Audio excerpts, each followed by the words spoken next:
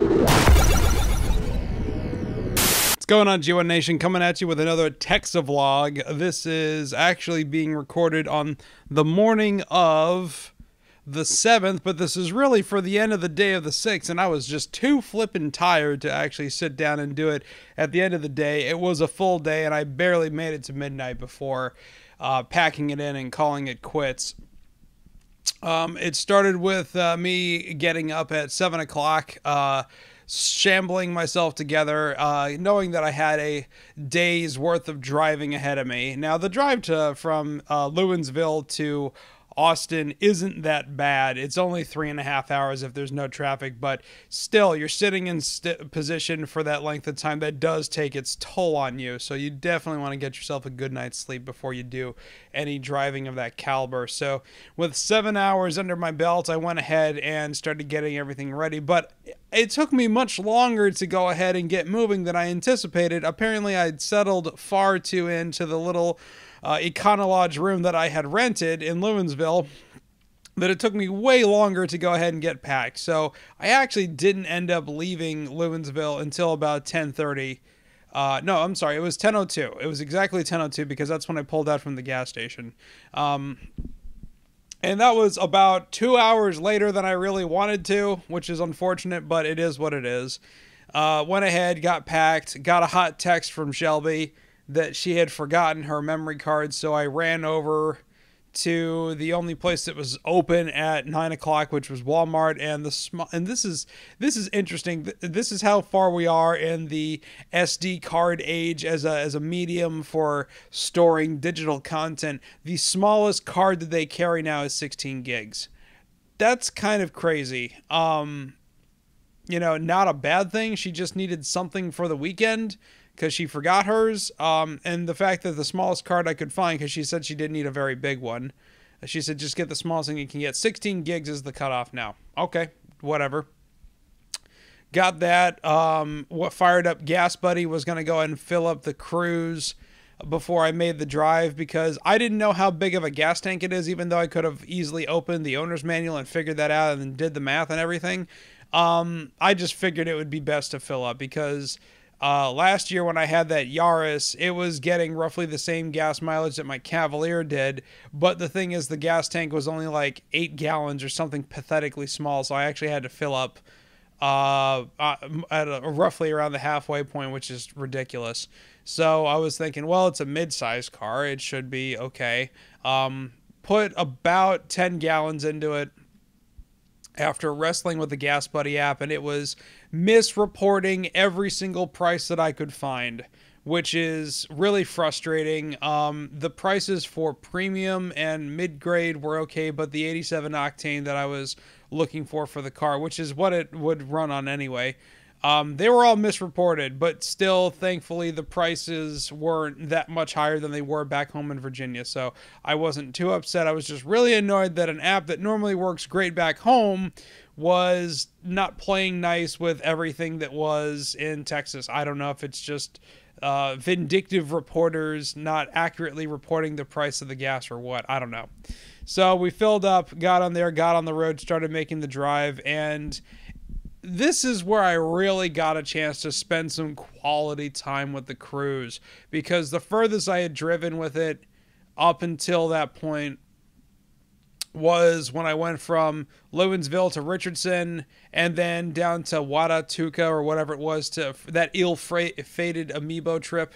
That was the furthest I'd driven, but it didn't really give me a good chance to get some road feeling for it and get some tactical feedback on how the steering column display with all of its buttons and switches and easy access and all that fun stuff would work. And this is where I wish I really had paid more attention to the LTZ cruise that I rented back in 2014, because I don't remember enough about the driving experience. I just remember driving it and having a lot of fun and just putting gas tank. And I wasn't being so financially conscious about it when I was driving as I am with this cruise. But the one thing that I really do like about it is that its cruise controls kind of set like to this little wheel that you can manipulate with your thumb, and you press down on the wheel to lock the cruise control, and from there you can accelerate by rolling it up or decelerate it by rolling down, which makes it really good because you have an analog speedometer needle, but then you have a digital display telling you the exact speed, so you can actually go ahead and actually tweak it up, tweak it down to whatever the speed limit is when you're driving. So that was cool, and I really like that. There's also another one on the right side of the wheel that is used for stereo navigation, but I really just used it for volume control because I had my iPhone plugged into the USB outlet on there, and I was listening to a couple of podcasts on my drive down.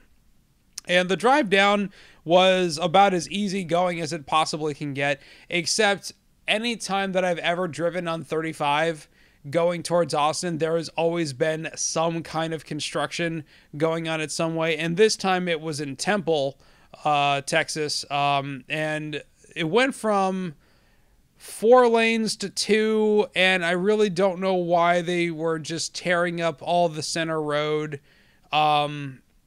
It didn't, unless if they're going to be building an overpass or something like that. I really don't know what was going on, but it slowed down for a solid 15 minutes. But the overall drive time was about 3.5 hours, all invested.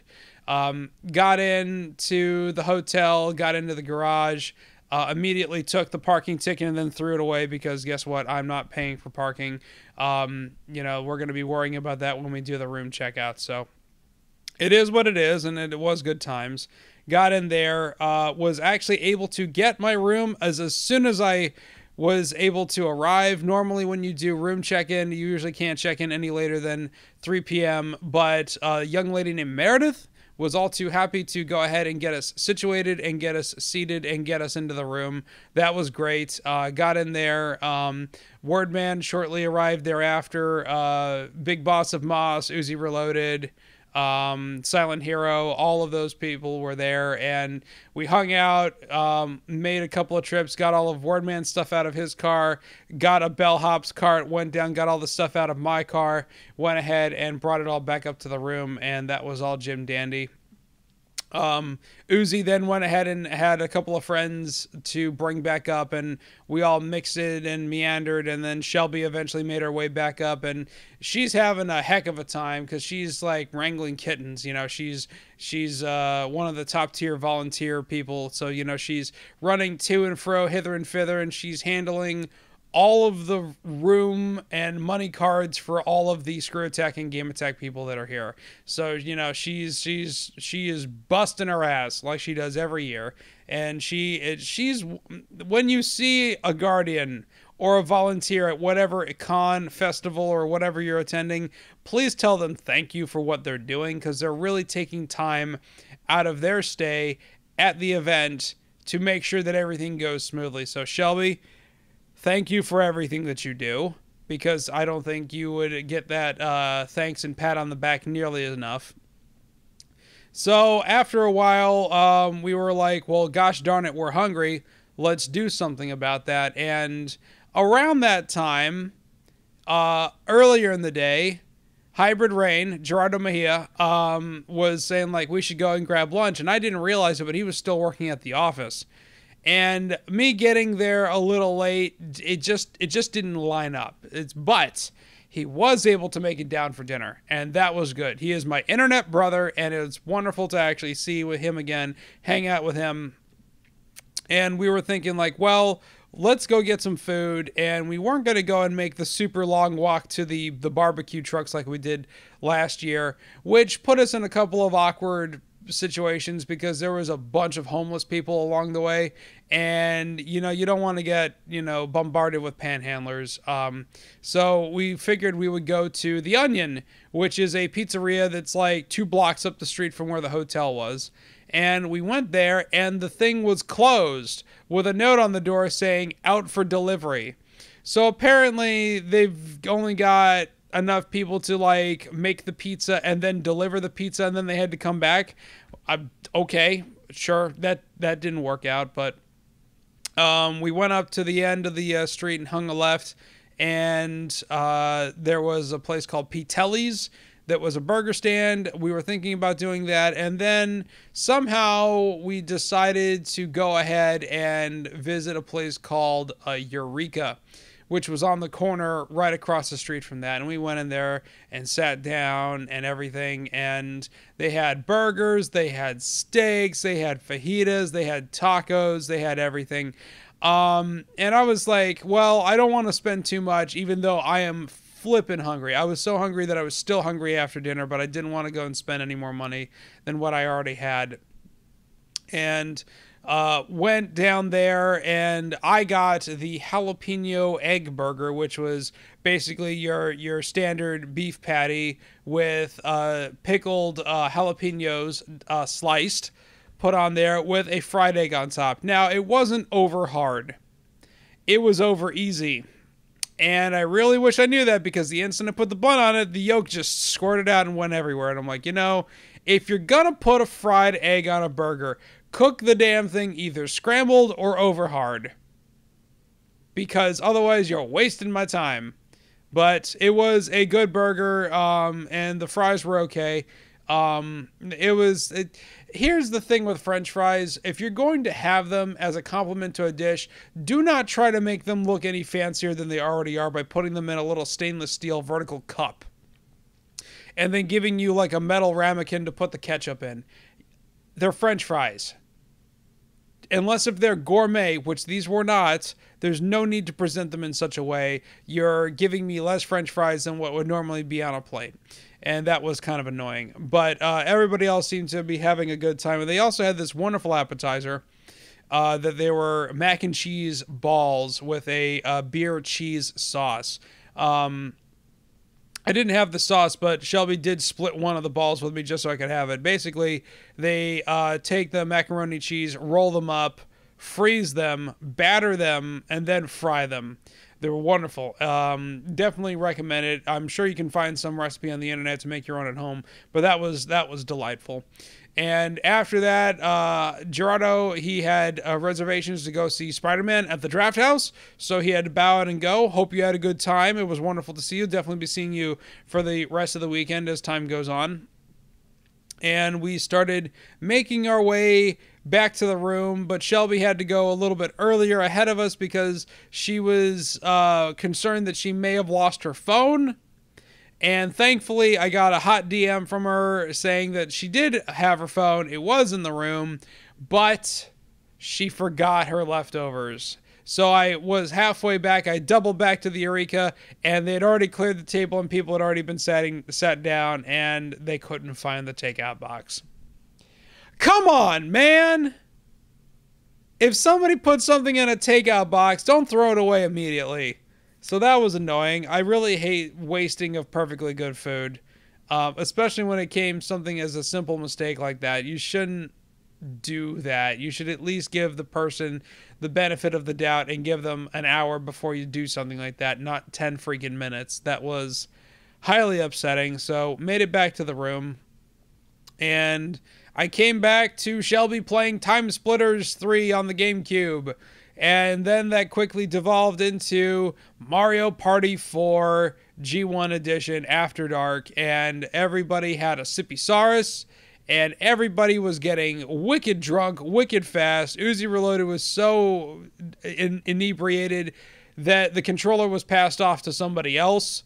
The player of Princess Peach was 3 different people because they just kept getting more and more shit-faced that they couldn't keep it together and bow out. And by that time, I was so tired that I was drifting off, and I woke up shortly after all the stars were doled out and Silent Hero was playing as Team Yoshi, and the Team Yoshi curse of just getting royally dicked over unfortunately hit him very, very hard. So K-Dog, thank you so much for trying.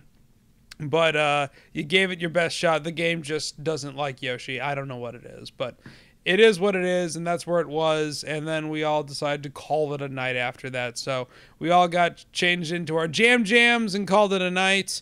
I didn't want anybody sleeping on the floor, so I brought my air mattress.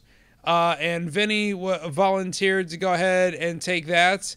And I don't know what happened, but the thing deflated on him around 6 in the morning. So we got to make sure that that doesn't happen again, because the whole point of it, of me bringing that, because like we've got two, I wouldn't say they're queen size beds. They're probably like two doubles, which is decently big enough for like me and Shelby. I take up like a 1/4 inch of space, and Shelby's all spread out. You know, rightfully so. She gets to have all that because, you know, she works hard, therefore she deserves a good portion of the bed. But like, I take up so little space when it comes to that stuff, it's no big deal. But I didn't want anybody to be sleeping on the floor based on what happened to me at SGC 2013, where I almost died of a horrific sinus infection because I slept on the floor. So that's a story for another day. But woke up, got showered, got dressed, and here we are, and we're going to go down to the ACC and figure out what we're going to do. You know, this is really weird for me because this is the first time I've ever gone to the Texas Shindig, and there's not a bevy of Screw Attack programming. And with the brand split, there isn't a whole lot of Game Attack programming either. So I really don't know what I'm going to do with myself now that I'm here. I came here to support the guys, but there's not a whole lot of programming to support them with outside of the evening programming that they're going to be doing. So I don't know. We're going to do what Grandma Harvey says and play it by ear. And we'll go ahead and check in with you either later tonight or first thing tomorrow morning with the next TexaVlog. So that will do it for this TexaVlog. And we will go ahead and catch up with you next time. Thank you guys. Thank you for watching.